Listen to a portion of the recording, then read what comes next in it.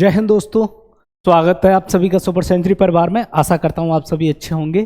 तो देखिएगा, UP police का जो नोटिफिकेशन आ गया है उसमें एज रिलैक्सेशन के पीछे सभी जो हैं कैंपेन चला रहे हैं एक, कि जो बच्चे किसी भी कारणवश जिनका एज फैक्टर जो है इस भर्ती से अपर चला गया है, वह सरकार को ध्यान नहीं दिया, बिल्कुल भी सरकार ने इस चीज में बिल्कुल भी ध्यान नहीं दिया है कि वह बच्चा क्या करेगा जिसको आपने 5 साल तक भर्ती को रोक रखा था और भर्ती कंप्लीट नहीं कराई थी।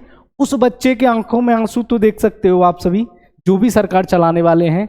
वो बच्चे क्या करें जो तैयारी कर रहे थे, जो तैयारी से लगे हुए थे, जो अपने परिवार से पैसा लाकर अपना भरण पोषण कर रहे थे, उनके बारे में भी तो कुछ सोचना चाहिए सरकार को। और जब भर्ती निकाली आपने तो क्या किया, आपने एज का प्रबंध ही नहीं किया। अब आप अंदाजा लगाइए कि इतना गलत हुआ है कुछ अभ्यर्थियों के साथ। आप इससे अंदाजा लगा सकते हैं कि इन्होंने 18 से 22, आप खुद देखिएगा इन्होंने जो एज की है वो कितना है। आप 18 से कर सकते हैं और 22 साल तक, है ना। और छूट इन्होंने 5 साल की दी अतिरिक्त, यानी 27 तक आप फॉर्म डाल सकते हैं। चलिए, और ये भी किन के लिए है, ओबीसी, ठीक। लेकिन जो जनरल कास्ट है उसके लिए तो कुछ नहीं, जनरल वालों के लिए तो ये तो बहुत गलत है। क्योंकि देखिए लास्ट टाइम जो भर्ती आई थी,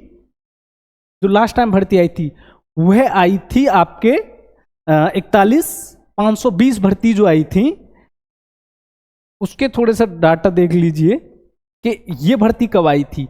ये 2018 की वैकेंसी है, ये वैकेंसी 2018 की है। और आप अंदाजा लगाइए 2018 से 19 आई, फिर 2020 आई, फिर 2021 आई, फिर 2022 आई, फिर 2023 आई। आप खुद देखिएगा कि भर्ती 2018 से थी, है ना। और भर्ती कितने साल बाद निकाली आपने, 5 साल बाद। क्योंकि ये भी दिसंबर चल रहा है, ये भी साल का अंत है, दिसंबर चल रहा है। तो आप अंदाजा लगाइए कि भर्ती कहां से कहां तक चलाई है आपने। 5 साल में आपने अब भर्ती कराई है, और उसमें भी ये 5 साल गलती क्या इस युवा की है, आप खुद सोचिएगा।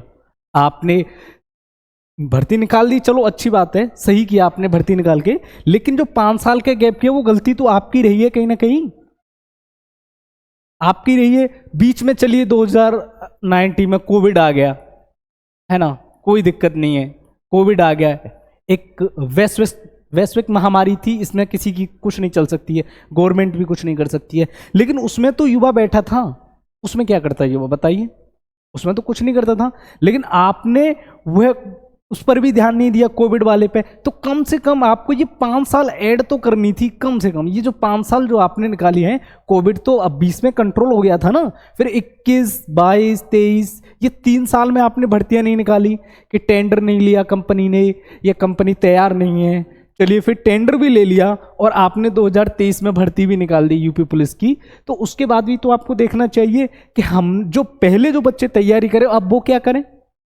उनकी तो मेहनत थी, उन्होंने तो अपने परिवार से दूर रहकर तैयारी की थी, उन्होंने तो अपने जो पिता की, ये समझ लो विकलांग पेंशन आ रही है, 1000 रुपए जो विकलांग पेंशन आ रही है, उस विकलांग पेंशन में से एक बेटे ने कहा कि पिताजी मुझे 300 रुपए दे दो ताकि मुझे किताब ले सकूं, तैयारी करनी है। सोचो उस बाप के क्या बीत रही होगी, या उस बेटे पे क्या बीत रही होगी जो देने की उम्र में भी अपने पिता से कह रहा है कि लाओ मुझे पैसे दे दो।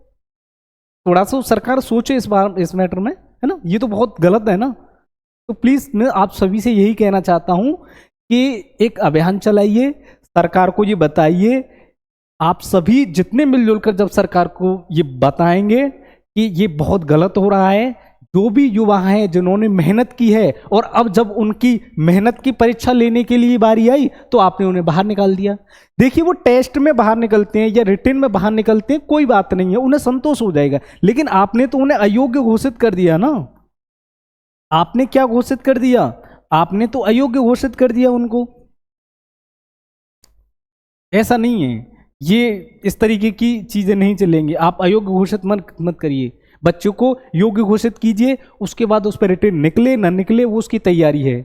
लेकिन मैं एक टीचर होने के नाते सरकार से यही कहूंगा कि एक बार फिर अपने फैसले पर पुनः विचार करें और पुनः विचार करके 27 तारीख को जो फॉर्म ऑनलाइन हो रहे हैं, एक जल्दी से जल्दी कोशिश करिए कि उसमें कुछ बदलाव लेकर आए।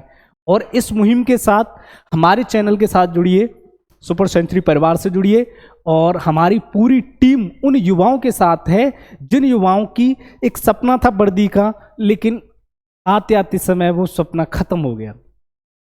सबसे बड़ी दिक्कत यही है। तो पूरी टीम हमारी सुपर सेंचुरी उन युवाओं के साथ खड़ी है और हम भी चाहते हैं, हमारी पूरी टीम चाहती है कि सरकार एक बार फिर इस पे पुनः विचार करे और उन बच्चों की आंखों में देखे कि उनके भी कुछ सपने थे, उनके भी अपने थे, उन्हें ऐसे निकाल दिया जैसे दूसरी मक्खी निकालना। ये तो बहुत गलत है। आपकी खुद की गलत पॉलिसी की वजह से भर्तियां नहीं आ पाई हैं। कितना युवा मेंटली डिसऑर्डर हो रहा है, कितना युवा मानसिक तनाव में जा रहा है, सरकार को कुछ भी नहीं मिलना, लेना ना देना। लेकिन फिर भी आप सोचिएगा एक बार कि अगर युवा ही बिगड़ गया ना, बहुत कुछ हो जाएगा। फिर समझ लीजिए, एक सहने की क्षमता होती है, जब आप सहन क्षमता कम कर देते हैं तो फिर सब कुछ खत्म हो जाता है। जब मैं एक ही जगह पर लगातार पीटता रहूंगा तो वो जगह शून्य पड़ जाएगी, फिर उसमें कोई प्रभाव नहीं पड़ेगा, कुछ नहीं प्रभाव पड़ेगा। ऐसी युवा को इतना परेशान मत कीजिए, इनका दर्द और इनकी दुआएं बद्दुआ बिल्कुल मत लीजिए। तो मैं यही चाहता हूं कि सरकार एक बार फिर पुनः विचार करे और इसी के साथ इस वीडियो को ज़्यादा से ज़्यादा शेयर कीजिए ताकि ये सरकार की तरफ चले और सरकार एक बार पुनः अपनी पॉलिसी पर, अपने नियम पर सोचे कि हाँ शायद हमसे कुछ मिस्टेक हो गई है तो हम इसे सुधारें। धन्यवाद। आप सभी हमसे जुड़िएगा।